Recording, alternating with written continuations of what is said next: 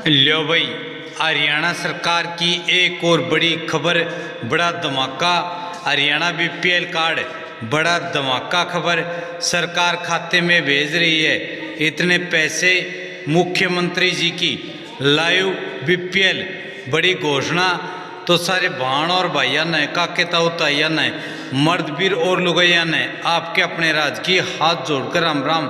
साथियों, जान लो मुख्यमंत्री जी ने लाइव आकर सारे प्रदेशवासियों के लिए क्या की है घोषणा और क्या कर दिया है धमाका। कितने मिल रहे हैं पैसे जो आएंगे खाते में। तो मुख्यमंत्री जी का लाइव धमाका जो कि इस प्रकार से है।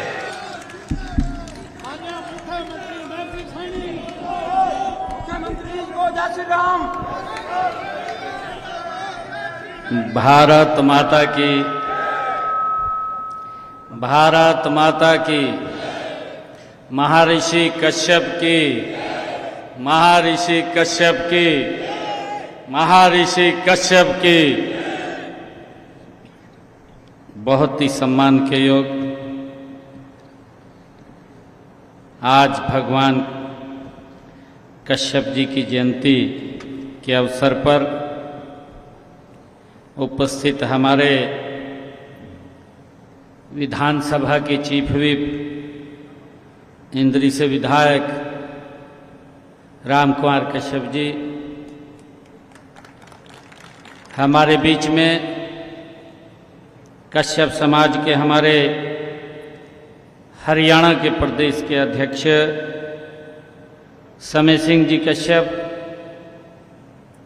हमारे प्रदेश के महामंत्री कश्यप राजपूत सभा वीरभान आर्य जी, हमारे जगदीश कश्यप जी जो पूर्व में महामंत्री रहे ओबीसी भारतीय जनता पार्टी के,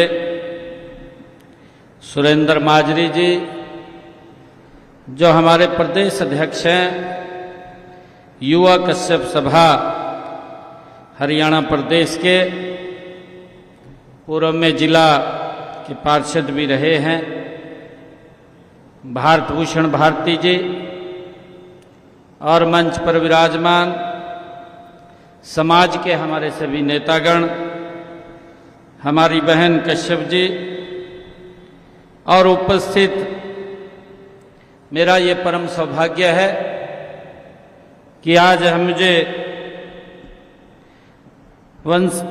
कश्यप समाज के वंशज आप सबके बीच में उपस्थित होने का अवसर मिला है।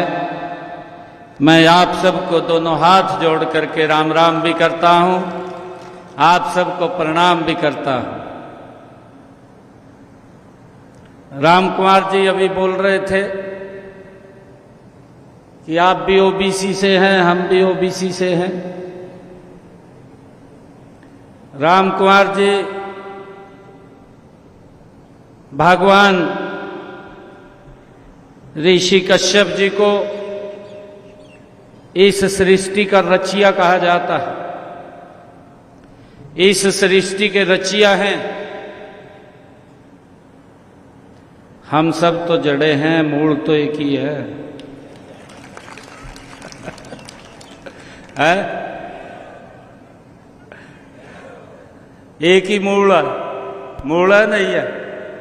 जड़ें चाहे अलग हो, नीचे पेड़ के नीचे जड़ें अलग अलग हो जाती हैं, परंतु मूल एक ही है, अलग नहीं है। हम सब एक हैं, हम सब एक हैं। साथियों, आज आप सभी के बीच में, आज यहां संत कबीर कुटीर में आप सब लोग पधारे हैं। मैं आप सबका यहां पहुंचने पर अभिनंदन भी करता हूं, आप सबका स्वागत भी करता हूं। और आज मैं महर्षि कश्यप जी के चरणों में उनकी जयंती के अवसर पर कोटि कोटि शीश नवा करके मैं उनके चरणों में प्रणाम भी करता हूं, उनको नमन भी करता हूं। और साथ ही आप सबको महर्षि कश्यप जयंती की हार्दिक बधाई और शुभकामनाएं भी मैं देता हूं। साथियों, हम सब जानते हैं कि ये भारत देश, ये ऋषि मुनियों का ये देश है। इस भारत की माटी में ये भारत के ऋषि मुनियों की आत्मा बसती है। साथियों, जिस समय संसार में सभ्यता का कोई नामो निशान नहीं था, साथियों उस समय हमारे ऋषि मुनि वैज्ञानिक चिंतन कर रहे थे। हम सब जानते हैं साथियों, वे जल, वायु, अग्नि, पृथ्वी और आकाश, ये पंच तत्वों का रहस्य जान रहे थे। हम सब जानते हैं भारत की इस अखंड ज्ञान परंपरा की आधारशिला साथियों हमारे महर्षियों ने, हमारे संतों ने ये रखी है। साथियों, हम सब जानते हैं कि महर्षि कश्यप द्वारा संपूर्ण सृष्टि की रचना में दिए गए योगदान की अमर गाथा हमारे वेदों में भी लिखी हुई है। हम ये जानते हैं हमारे वेदों, हमारे पुराणों तथा उपनिषदों में ये भरी पड़ी है। हम सब इतिहास को देखते हैं, ऐसे महान ऋषि का प्रेरणादायक साथियों व्यक्तित्व मानव जाति का सदैव ये मार्गदर्शन हम सब का करता रहेगा।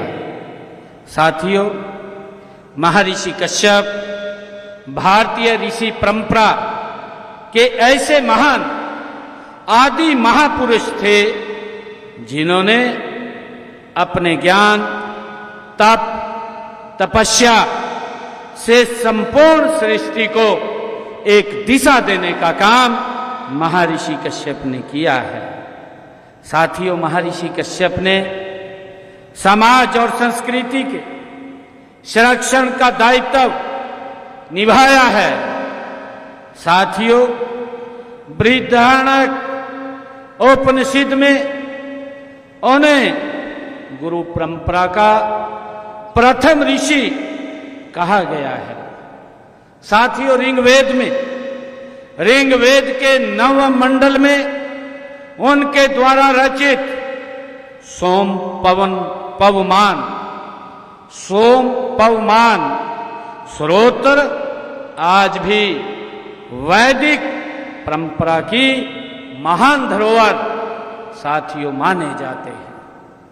मुझे खुशी है कि सप्त ऋषि मंडल में उनका स्थान यह दर्शाता है कि भारतीय संस्कृति में उनका योगदान शाश्वत अमर रहेगा। ये साथियों भारतीय संस्कृति में हमें दर्शाता है। साथियों, आसमान से वे आज भी हम पर कृपा दृष्टि बनाए हुए हैं और हर रात आशीर्वाद हम सबको देते रहते हैं। साथियों, महर्षि कश्यप विज्ञान, चिकित्सा, वास्तु, संगीत और ज्योतिषी के भी महान आचार्य थे। साथियों, कश्यप संहिता को विश्व के प्राचीनतम बाल चिकित्सा ग्रंथों में माना जाता है। साथियों, जिनका अध्ययन आज भी आयुर्वेद में किया गया है।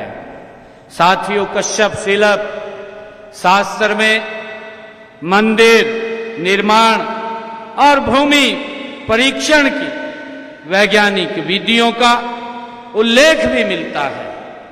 साथियों, राजतरंगिणी के अनुसार कश्मीर का नाम भी महर्षि कश्यप के नाम से साथियों पड़ा है। महान विद्वान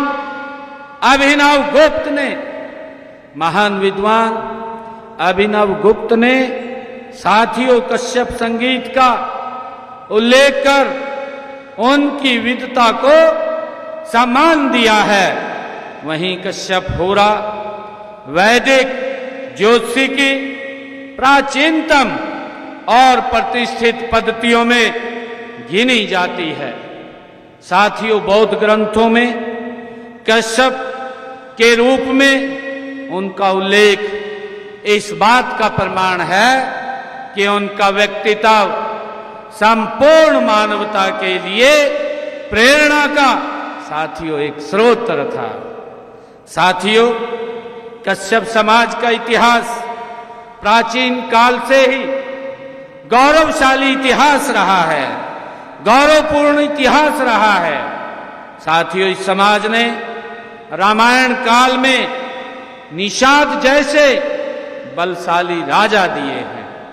कौन नहीं जानता साथियों, राजा निषाद ने ही वनवास के समय प्रभु श्री रामचंद्र जी को अपने यहां आश्रय दिया था। साथियों इसको हर व्यक्ति जानता है। साथियों भक्त प्रहलाद भी इस समाज की ही देन है। साथियों दशमेश पिता श्री गुरु गोविंद सिंह जी के पंच प्यारों में भाई हिम्मत सिंह कश्यप वो भी इसी समाज की साथियों देन है। साथियों भाई हिम्मत सिंह के भतीजे श्री मोती राम जी ने भी धर्म के लिए अपना जीवन बलिदान कर दिया। साथियों उन्होंने मुगल सेनापति द्वारा बंदी बनाए गए गुरु गोविंद सिंह जी के परिवार के 3 दिनों तक छुप छुप कर मोतीराम मेहरा जी ने उनको वो भूखे न रहे छुप छुप कर दूध पिलाने का काम वो साथियों मोतीराम मेहरा जी ने किया है।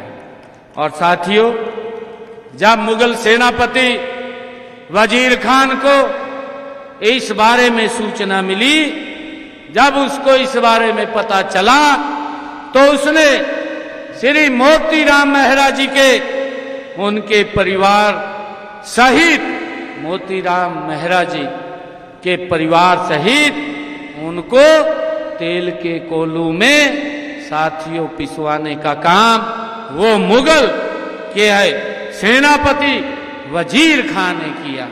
साथियों उन्होंने इस परिवार में इतना बड़ा बलिदान साथियों एक धर्म की रक्षा के लिए वो मोतीराम जी ने दिया है। साथियों कौन नहीं जानता आजादी के आंदोलन में भी इस समाज की बड़ी सराहनीय साथियों भूमिका रही है। महर्षि कश्यप का वंशज यह समाज बहादुर और मेरे वर्ग का साथियों समाज माना जाता है। साथियों इस समाज के लोग साहसी, वीर, परिश्रमी, स्वाभिमानी हैं। आप लोगों में अपार क्षमताएं हैं। साथियों मेरे मन में कश्यप समाज के प्रति आदर की भावना है। मैं आपको बताना चाहूंगा कि आपको भी बहुत आगे साथियों बढ़ना है, ऐसी भगवान कश्यप जी से हमारी कामना है। अपनी क्षमताओं का पूरा उपयोग करके आप न केवल अपनी कौम का भला कर सकते हैं बल्कि समाज के विकास में अपनी रचनात्मक भूमिका भी आप निभा सकते हैं। साथियों अभी रामकुमार कश्यप जी कह रहे थे, क्योंकि ये आज का कार्यक्रम ये कैथल के अंदर ये आयोजित था और अभी कहा भी गया है कि बड़ी संख्या में वहां पर हमारे समाज के लोग उपस्थित होने थे, परंतु जिस प्रकार का कोरोना काल में वैश्विक संकट पूरे विश्व के सामने खड़ा हुआ था, अब भी वैसा ही संकट जो मिडिल ईस्ट की समस्या चल रही है, क्योंकि इंपोर्ट का भी एक्सपोर्ट का भी दोनों के दोनों साथियों व्यापार डिस्टर्ब हुए हैं। और जब वो डिस्टर्ब हुए हैं तो उससे हमारे सामने समस्या खड़ी हुई है। जब हमारे सामने समस्या खड़ी हुई है, देश के यशस्वी प्रधानमंत्री आदरणीय नरेंद्र मोदी जी ने कोरोना काल में भी साथियों देश के लोगों को अपील किया था और उन्होंने कहा था कि हमारे पास ना वैक्सीन है, ना कोई दवाई है, परंतु आदरणीय प्रधानमंत्री जी ने, नरेंद्र मोदी जी ने जिस प्रकार से देश को एक दिशा दे करके उस कष्ट से देश को बाहर निकालने का काम किया है, वो सराहनीय है। साथियों, विश्व के जो प्रगतिशील देश थे वो इस बात की चर्चा कर रहे थे कि अगर ये बीमारी ये कहीं भारत के गांव में चली गई तो भारत का क्या होगा। परंतु साथियों, देश के अंदर नरेंद्र मोदी जी जैसा नेतृत्व था, भारत एकदम उस कष्ट को सहन करते हुए साथियों उससे पार निकला है। ये हमारे लिए बहुत ही खुशी की बात है। साथियों, इसी प्रकार का कष्ट ये अब मिडिल ईस्ट के अंदर जो समस्या आ रही है वो हमारे सामने फिर आकर के खड़ा हुआ है, क्योंकि तेल भी रुका है, सारा कई चीजों से हम बाहर ही निर्भर हैं। जैसे खाद्य में भी हम बाहर से निर्भर हैं, बाहर से मंगवाते हैं, और भी कई चीजें ऐसी हैं जो हमें बाहर से मंगवाते हैं। आदरणीय प्रधानमंत्री जी ने अपील किया कि हमें अपने खर्चों को सीमित करना है, क्योंकि इस कष्ट के समय में साथियों हमें उसको मिलकर के पार करना है। और ये मार्गदर्शन, ये शिक्षा हमें कहां से मिली है? ये शिक्षा हमें महर्षि कश्यप जी ने हमें दी है, और उनके दिखाए हुए रास्ते के ऊपर आदरणीय प्रधानमंत्री जी आगे बढ़ रहे हैं। साथियों, मैं आज एक बात और भी कहना चाहता हूं, क्योंकि मैं आज कहना नहीं चाह रहा था, क्योंकि महाराजा भगवान ऋषि कश्यप जी महाराज की आज जयंती है। आज उस जयंती के ऊपर हम समाज के बहुत ही प्रबुद्ध जन यहाँ एकत्र हुए हैं। जब कोरोना का कालखंड आया था, उस समय में विपक्ष की क्या भूमिका थी? भाई, जब दवाई नहीं है, वैक्सीन नहीं है, ये उस बात का मजाक कर रहे थे। मोदी जी ने कहा था कि थाली बजाओ भाई, इससे थोड़ा आदमी का ध्यान डाइवर्ट होगा। परंतु विपक्ष की क्या भूमिका थी? क्योंकि मालूम उनको भी था कि अगर बाहर निकल गए कहीं कोरोना न चिमड़ जाए, तो घर में बैठे बैठे ही कोई ट्वीट कर रहा था, विरोध में कोई कुछ बोल रहा था, बड़ा विरोध किया। अब जब ये समस्या आई, अब भी कहा, अब फिर सड़कों के ऊपर विपक्ष दिखाई दे रहा। भाई, 55 साल रहे आप लोग, आपके समय में डीजल पेट्रोल के क्या भाव थे? आपके समय में गैस की क्या स्थिति थी? उसके भाव क्या थे? कांग्रेस शायद इस बात को भूल गई है, इंडी गठबंधन भूल गया। अरे, गरीब व्यक्ति को तो गैस का सिलेंडर आपकी सरकार में मिलता नहीं था।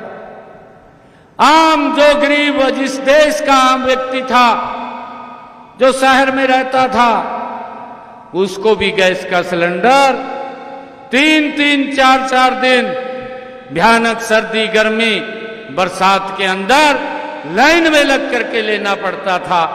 ये शायद भूल गए हैं उस बात को। अब मैं देख रहा था कल, गधे के ऊपर गैस का सिलेंडर धर का घूम रहे। भाई ऐसा तो ना करो, गधे के ऊपर क्या उधर रखा है? गधे पे नहीं डरना चाहिए। वैसे तो इन्होंने ठीक रखा गधे के ऊपर सिलेंडर, इसमें कहने की तो कोई जरूरत नहीं है। गधे के ऊपर ठीक सिलेंडर रखा है, क्योंकि इन्होंने क्या हालात किए थे, क्या हालात अपने समय में किए थे, ये भूल गए हैं। और आज किस प्रकार से आदरणीय मोदी जी के नेतृत्व में देश की जनता आदरणीय मोदी जी को, मोदी जी की नीतियों को आज प्रेम कर रही है और उनका सम्मान कर रही है। जब देश की जनता सम्मान कर रही है, प्रेम कर रही है, तो इनको पीड़ा हो रही है। तो मोदी जी को कभी कुछ बोलते हैं, कभी कुछ बोलते हैं। हर 6 महीने में कोई ना कोई इस प्रकार की गाली देने का काम ये कांग्रेस के लोग कर रहे हैं।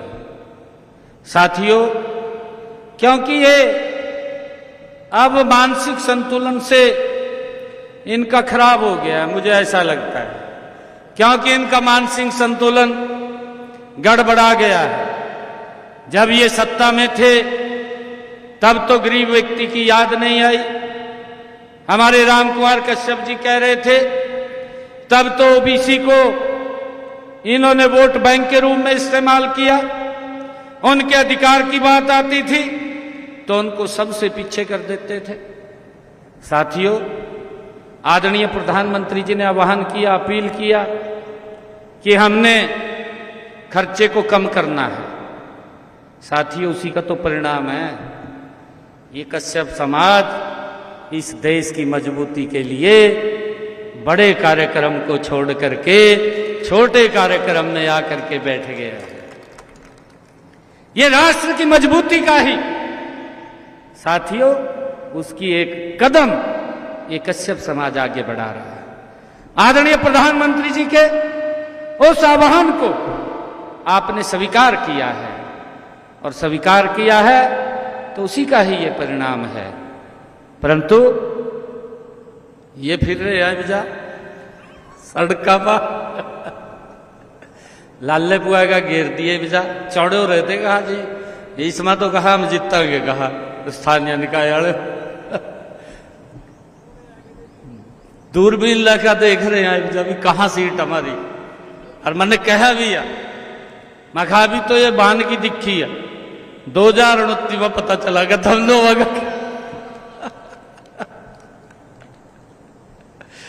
रिजर्व सीट ढूंढ रहे हैं। रिजर्व सीट कैसी? अमेठी छोड़ दी, वायनाड चला गया, वहां रिजर्व सीट अभी यहां जीत जाएगी हम। परंतु आने वाले समय के अंदर वो भी स्थान नहीं मिलने वाला है जो इनकी नीतियां हैं। साथियों, मैं आप लोगों को कहना चाह रहा हूं, देखिए अभी इन्होंने जब पीछे इलेक्शन थे बहुत सारे वायदे इन्होंने किए थे, घोषणाएं की थी, घोषणा पत्र जारी किया था, कांग्रेस ने भी किया था।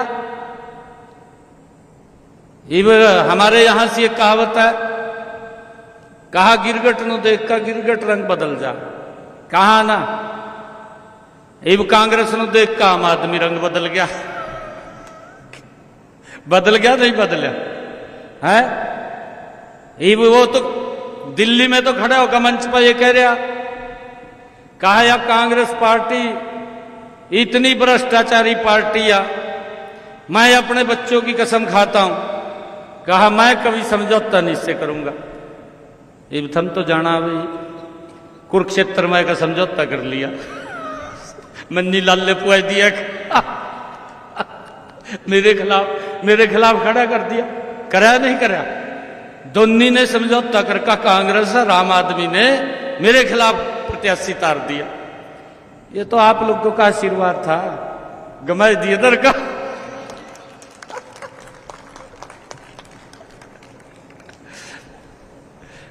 अरे पंजाब में कांग्रेस नु गाला दे रहे, भाई ये तो वो बात हो गया कि हाथी के दांत का खाने के और दिखाने के और, ये बात हो गया।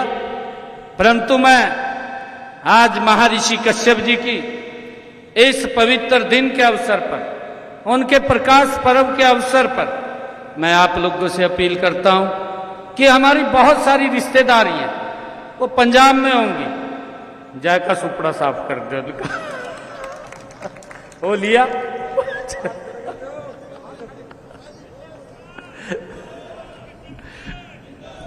क्योंकि झूठे वादे करे इन्होंने, झूठी बातें बोली है। साथियों, मैं बताना चाहूंगा वोट के लिए क्या क्या कहा है। वोट के लिए कांग्रेस ने भी और वोट के लिए इन्होंने भी, आम आदमी ने भी कहा कि हम महिलाओं को, इन्होंने यहां कहा कि हम 1000 रुपया देंगे, हिमाचल में बोला कि हम 1500 रुपये देंगे। 6 महीने रह गए इलेक्शन के, 6 महीने रह गए, ना तो महिलाओं को 1 पैसा गया पंजाब में, ना हिमाचल में गया। साथियों, हमने भी कहा था यह मोदी जी के नेतृत्व की गारंटी है। हमने कहा था कि हम महिलाओं को 2100 रुपया देंगे। मुझे खुशी है पहले ही बजट में हमारी सरकार ने 5000 करोड़ रुपया महिलाओं के लिए रिजर्व कर दिया। और साथियों, मुझे खुशी भी है बताते हुए पहले ही साल के अंदर हमने 1500 करोड़ रुपया महिलाओं के खाते में जमा भी करा दिया है। साथियों, हमने जो कहा है उसको पूरा किया है। अब उसका दायरा भी हमने दूसरे बजट में बढ़ाया है। दूसरे बजट के अंदर हमने इस बजट को 5000 करोड़ से 6500 करोड़ रुपए किया है। और अब जिन परिवारों की इनकम 1,80,000 रुपए है, उन बहनों को भी इसमें शामिल किया जाएगा, इसी वर्ष में किया जाएगा। उनको भी 2100 रुपये देने का काम हमारी सरकार करेगी। साथियों, हमने जो बोला है उसको पूरा कर रहे हैं।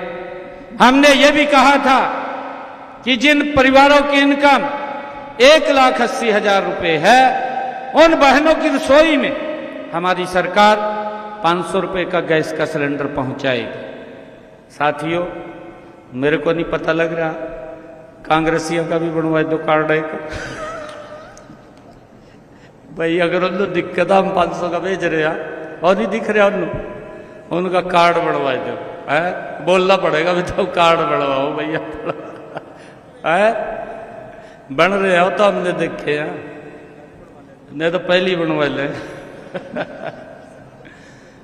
मुझे खुशी है बताते हुए हरियाणा सरकार आप सबके आशीर्वाद से जो चल रही है, आज बहनों की रसोई में 500 रुपए का गैस का सिलेंडर उनकी पहुंचा रही है। 248 करोड़ रुपया सब्सिडी का जो ऊपर का पैसा है 500 रुपए से ऊपर का, उनके खाते में जमा कराने का काम ये हमारी सरकार ने किया है। साथियों, हमने चाहे डायलिसिस की बात हो, डायलिसिस के अंदर भी, क्योंकि एक डायलिसिस के ऊपर जो किडनी का पेशेंट था उसका 25 से 30 हजार रुपया खर्चा आता था। परंतु हमने ये निर्णय किया कि हरियाणा के साथियों सभी सरकारी hospital, medical college, medical university में डायलिसिस फ्री होगा। अब हमने इसको और आगे बढ़ा दिया है कि हमारे जो ये सब डिविजनल लेवल के ऊपर हॉस्पिटल हैं उसके अंदर भी अब ये सुविधा मिलनी शुरू हो जाएगी। उसके ऊपर भी हम गति से काम कर रहे हैं। एक बड़ा लाभ साथियों मिला है, मैंने ये मंच के ऊपर से कहा था, ये हरियाणा प्रदेश के अंदर जब मैं आप सबके बीच में जाकर के वोट मांग रहा था, मैंने तब कहा था, मुझे खुशी है मैंने जब शपथ लेने के बाद फाइल के ऊपर जो पहला साइन किया, इसी फाइल के ऊपर साइन हुआ। आज हरियाणा प्रदेश के अंदर डायलिसिस का कोई पैसा नहीं लगता। साथियों, मुफ्त में उसका डायलिसिस करने का काम हमारी सरकार कर रही है। साथियों, मैं बताना चाहूंगा कि हमने मंच से ही कहा था कि हमारी सरकार आएगी, हरियाणा के किसान की 24 की 24 फसलें एमएसपी पर खरीदने का काम करेगी। मैंने तो पंजाब के अंदर भी बोलिया, मैं कहा भाई तय भी यहां से घोषणा कर दे, पर घोषणा कहाँ करा, घोषणा तो कर नहीं सकते। एक घोषणा जरूर करी, पता नहीं लगा मेरे को तो पंजाब के अंदर बाढ़ आई थी पिछले दिनों, बाढ़ आई, किसान की फसल खराब होगी। पंजाब के मुख्यमंत्री पंजाब के बीच में लोगों के बीच में जाकर के बोल रहे, कहा हमने जो किसान की फसल का खराबा हुआ 20,000 रुपये एकड़ दिया। केजरीवाल गुजरात में जाकर बोल रहा, हमारे मुख्यमंत्री ने पंजाब में अगर किसान की कहा वहां फसल खराब हुई तो 50,000 रुपये देने का काम कराया। मन ने कहा मगर भाई दोनों सलाह करके बताओ भी किसकी बात सच्चा, केजरीवाल की सच्चा या मान साहब की सच्चा। आप बताएं, या हमारा किसान ठगया गया, पंजाब का किसान देख रहा है ये क्या करेंगे क्या नहीं, ये खाली गल्ला ही बना रहे हैं, चुटकुले ही बना रहे हैं। साथियों, इन लोगों से हमने पंजाब को भी बचाना है। मेरा आग्रह है आप लोगों से कि ये सरकार मोदी जी के नेतृत्व में मजबूती से साथियों काम कर रही है। और मुझे खुशी है बताते हुए कि जब ये चुनाव चल रहा था तो मेरे लगभग, मैंने उससे पहले एक घोषणा की थी कि 50,000 युवाओं को मैं नौकरी देने का काम करूंगा। साथियों, हमने 17,000 युवाओं को ज्वाइनिंग लेटर दिया और उसके बाद साथियों मैं बताना चाहूंगा आचारसंहिता लग गई। 25,000 बच्चों के रिजल्ट तैयार थे। मेरे पास हरियाणा प्रदेश से लगभग 2,000 युवा रात के समय आया, यहाँ रात के समय आया और कहने लगे मेरे को मिलने के लिए। जब आए कहा मुख्यमंत्री जी, मैं कहा हाँ जी, कहा जी हम आपसे एक बात कहना चाहते हैं। मैं कहो जी क्या कहेंगे। मेरे को कहने लगे, कहा जी हवा चल रही है भी कांग्रेस की सरकार आएगी, आप कहा ये रिजल्ट निकाल दो, नहीं तो कहा हमें नौकरी नहीं मिलेगी। कितनी बड़ी बात बोली, कितना उनके मन में पीड़ा थी, कितना दर्द था। कहा जी आप रिजल्ट निकाल दो, नहीं तो ये नौकरी नहीं लगेगी, हमें पता नहीं कौन लगेगा, कैसे लगेंगे। और वो चर्चा भी कर रहे थे इलेक्शन के अंदर, आप लोगों को पता। एक ने तो यही कह दिया, कहा जी मैं सबसे पहला अपना घर भरूंगा, कहा फिर कहा रिश्तेदारों का भरूंगा, जिनने वोट दिया मैं देखते रहो। एक ने कह दिया, कहा जी मेरे जितनी सेमावागी मैं उतनी दूंगा। कहा आपके सामने कहा ना, आपके पड़ोस में कहा होगा इंद्री तो पढ़ ले बस्सा है, कहा इंद्री तो पढ़ ले बस्सा कहा ना। कहा भाई मेरे सेमा जितनी आवागी उतनी दूंगा।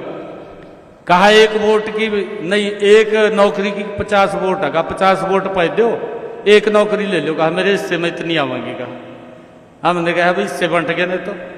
अरे यही उनको पीड़ा थी। और वो मेरे पास युवा आए, कहने लगे कि मुख्यमंत्री जी आप रिजल्ट निकाल दो। मैंने कहा मैं तो नहीं भाई रिजल्ट निकाल सकता, एक काम करो, मैं कांग्रेसियों के घर क्या गदर न देते हो।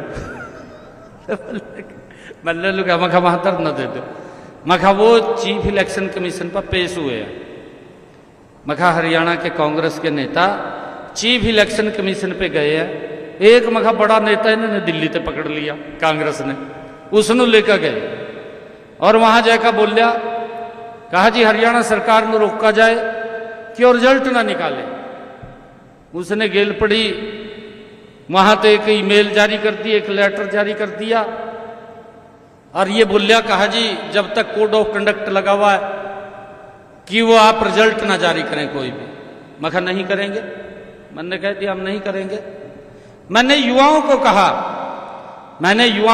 मैं आप जाइए, 8 तारीख के बाद आप सबके आशीर्वाद सहयोग से तीसरी बार नॉन स्टॉप मोदी जी के नेतृत्व में भारतीय जनता पार्टी की सरकार आ रही है।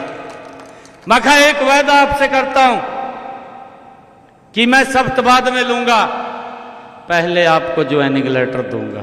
साथियों, मैंने उनको कहा था, कांग्रेस वाले कह दे या बात है, कह दे तो अगले कहेंगे भी तो भाई राजमाएगे, तो राम ते काटांगे कहा रिजल्ट, फिर वजन देखा दे किसकी टैची में कितना वजना, उन तोल तोल का देखी जाते भी किसकी टैची में कितना वजन है।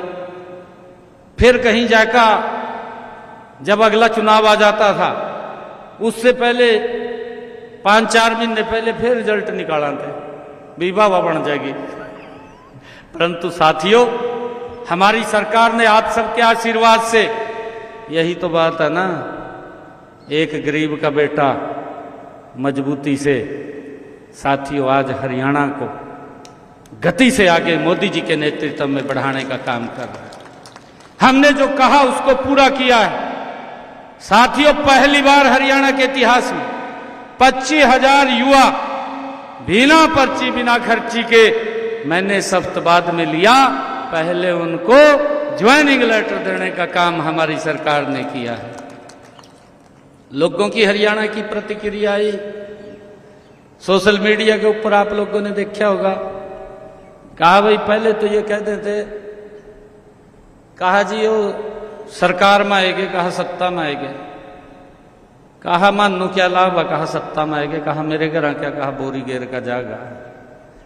ये मीडिया सोशल मीडिया पे चला, परंतु कहा यह पहली बार सरकार देखी कि जो सत्ता के अंदर आई 25,000 घरों के अंदर बोरी सी गाल का चली गई। कहा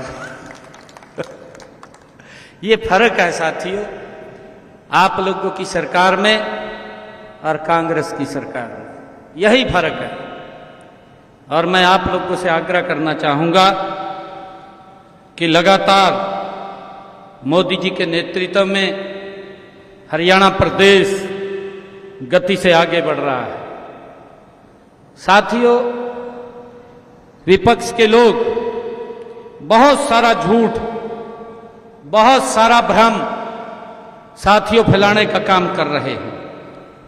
मेरा कश्यप समाज के सभी महानुभाव से, क्योंकि आप बड़े प्रमुख व्यक्ति यहां बैठे हैं जो समाज को एक दिशा देने का काम करते हैं, मेरा आग्रह है कि कांग्रेस के इस दुष्प्रचार, इस भ्रम से समाज को भी बचाना है, हमने स्वयं भी बचाना है। साथियों, क्योंकि इनके पास मुद्दा नहीं बचा है।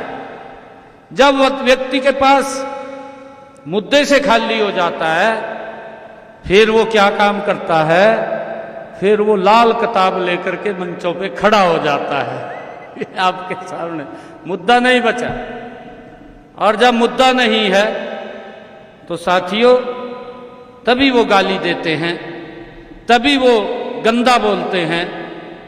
जो कोई साथियों उसके पास कोई विषय नहीं रहता, तभी वो इस प्रकार की बातें करता है। मेरा आग्रह है, हमने इन सब बातों से साथियों बचाना है। साथियों, ये समारोह एकता, भाईचारा और सामाजिक समरसता का ये एक प्रतीक भी है। महर्षि कश्यप जी ने, उन्होंने अपनी वाणी, साथियों जो उन्होंने हमें शिक्षा दी है, जो हमारा मार्गदर्शन किया है, मैंने शुरू में ही कहा है कि वह इस सृष्टि के रचयिता है, और जो सृष्टि का रचयिता है तो इसका मूल है, हम उसकी जड़ें हैं, हम सब एक हैं और हम सब ने एक रहना है। साथियों, ये मैं आप लोगों से आग्रह करता हूं। देश के यशस्वी प्रधानमंत्री आदरणीय मोदी जी ने एक संकल्प लिया है 2047 कि 2047 तक भारत को विकसित राष्ट्र बनाना है। और साथियों, उस विकसित राष्ट्र में आज आवश्यकता है आप सबके आशीर्वाद की, आप सबके सहयोग की, साथियों, एक व्यक्ति अगर बोलता है तो वो एक व्यक्ति उसको पूरा नहीं कर सकता। अगर पूरा होता है, देश के 140 करोड़ लोग जब वो एक कदम आगे बढ़ेंगे तो ये भारत साथियों 2 कदम आगे बढ़ेगा। आदरणीय प्रधानमंत्री जी बोलते हैं और उन्होंने कहा भी है, उनका एक मंत्र भी है, सबका साथ, सबका विकास, सबका विश्वास और सबका प्रयास। आदरणीय प्रधानमंत्री जी ने कहा है। साथियों, आज आवश्यकता है इस विजन की, जो इस विजन को साकार करने के लिए हमें हर जाति, हर क्षेत्र, हर भाषा जैसे भेदभावों से साथियों उनको मिटा करके हम मिल करके आगे बढ़े। यही महर्षि कश्यप जी ने हमें प्रेरणा दी है। साथियों, मैं आज, क्योंकि हमारे कश्यप जी ने और प्रधान जी ने मांग पत्र रखा है, उस मांग पत्र के अंदर मैं कहना चाहूँगा कि कैथल में महर्षि कश्यप धर्मशाला के निर्माण हेतु भूमि की बात कही गई है। मैं समाज से कहना चाहूँगा कि आप वहाँ अप्लाई करें, जो भी नियम प्रक्रियाएं हैं उसके तहत एक प्लॉट वहाँ आवंटित किया जाएगा। साथियों, मैं इसके लिए आज कहता हूँ। आपने एक और कहा है कि इंद्री में नहरी रेस्ट हाउस के सामने PWD रोड पर महर्षि कश्यप चौक का निर्माण कराया जाए। साथियों, वहाँ पर महर्षि कश्यप का प्रतिमा, भव्य प्रतिमा भी लगेगी, उस चौक का निर्माण किया जाएगा, इसकी मैं घोषणा करता हूँ। और मैं कश्यप समाज की, जो आपने धर्मशाला के लिए अनुदान की बात कही है, इसके लिए मैं अपने डिस्क्रिप्शनरी खाते से 31 लाख रुपया मैं देता हूँ। और आपने एक और इसमें बात कही है कि महर्षि कश्यप चेयर की स्थापना के बारे में आपने बात कही है, क्योंकि शायद ये पीछे बात हुई थी, घोषणा हो गई थी, वो स्थापित हो जाएगी। मैंने आपको पीछे भी कहा था और ये अब पूरी हो जाएगी। आप सबको मैं आज इस पवित्र दिन के अवसर पर पुनः बहुत बहुत बधाई। महर्षि कश्यप जी की जयंती के, उनके प्रकाश पर्व के अवसर पर आप सबको बहुत बहुत बधाई देता हूँ, शुभकामनाएं देता हूँ। और साथियों, हमें संकल्प लेना चाहिए, हमें ये संकल्प लेना चाहिए कि हम बच्चों को, जो महर्षि कश्यप जी ने हमें एक प्रेरणा दी है, एक मार्ग दिखाया है, हमें जो उन्होंने शिक्षा दी है, उनके जीवन से हमें जो प्रेरणा मिलती है। साथियों, मैं ये कहना चाहूँगा, एक तो मेरा स्पेशल आग्रह पूरे समाज से है कि बच्चों को हम ध्यान रखें, नशे से बचाने का काम करें।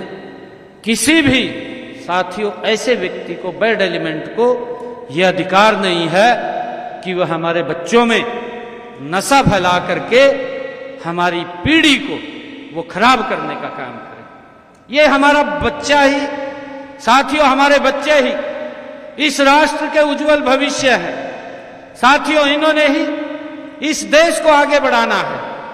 और मेरा आग्रह है, हम सब की ये बड़ी जिम्मेवारी है, इस जिम्मेवारी को हम संकल्प लेकर के ये निभाने का काम करें। गांव के अंदर या हमारे मोहल्ले के अंदर कोई भी व्यक्ति अगर नशा फैलाने का काम करता है तो साथियों उसकी गुप्त सूचना दे दें। बाकी आप कार्रवाई देखेंगे भी, कार्रवाई क्या होगी, आपको कोई चिंता की जरूरत नहीं है। हमने अपनी पीढ़ी को बचाना है, इसके लिए मैं आपसे आग्रह करता हूँ। और उसके लिए हमने विभिन्न प्रकार के योजनाएं भी चला रखी है। साथियों, चाहे पिछले दिनों साइक्लोथॉन हो, मैराथन की बात हो या साथियों राहगिरी की बात हो, हमने अलग अलग कार्यक्रमों के माध्यम से उन युवाओं के बीच में कार्यक्रम भी कर रहे हैं, जिनमें मैं स्वयं साथियों वहां शामिल होता हूं। और मेरा ये विशेष तौर से आग्रह है कि इस चीज़ से हम अवश्य बचाएं। और मैं आपको ये भी बात कहना चाहता हूं कि आदरणीय मोदी जी हैं जिसने बीसी समाज को सम्मान दिया है, बीसी आयोग बनाया है, उसको संवैधानिक शक्तियां दी हैं। साथियों, मुझे खुशी है आज हमारे ओबीसी समाज के बच्चे केंद्रीय स्कूल में एडमिशन ले रहे हैं। इस बीसी आयोग के कारण आज हमारे बीसी समाज के बच्चे नवोदय विद्यालय में एडमिशन ले रहे हैं। आज हमारे ओबीसी समाज के बच्चे केंद्रीय विद्यालय में एडमिशन ले रहे हैं। हमने कहा था जब आदरणीय प्रधानमंत्री जी ने इसको लागू किया था कि हमारे आने वाली पीढ़ियां अब बदलना शुरू हो जाएंगी।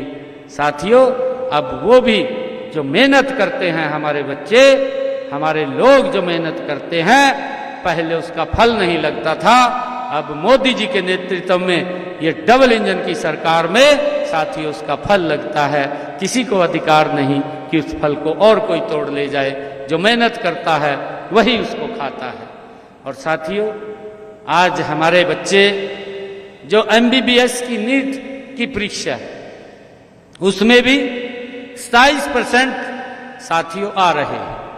आज यूनिवर्सिटी के अंदर भी हमारे प्रोफेसर्स लग रहे हैं। साथियों, ये इसका परिणाम है। आज प्रधानमंत्री मोदी जी ने ओबीसी समाज को मजबूत और सशक्त करने का काम ये किया है। साथियों, आप सबका मैं आज इस अवसर पर बहुत बहुत बधाई देता हूं। आप सबको एक बार फिर मैं महर्षि कश्यप जी की जयंती की आप सबको बहुत बहुत बधाई और शुभकामनाएं देता हूं।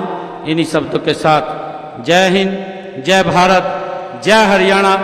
महर्षि कश्यप की, महर्षि कश्यप की बहुत बहुत धन्यवाद। जय हिंद, जय भारत।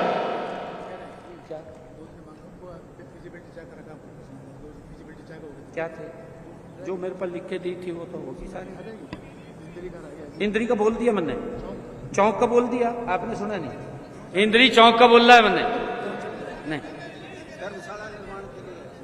ये जो भी ये रह गया है उसके अंदर फिजिबिलिटी चेक करा लिया और करवा देंगे, कोई बात नहीं।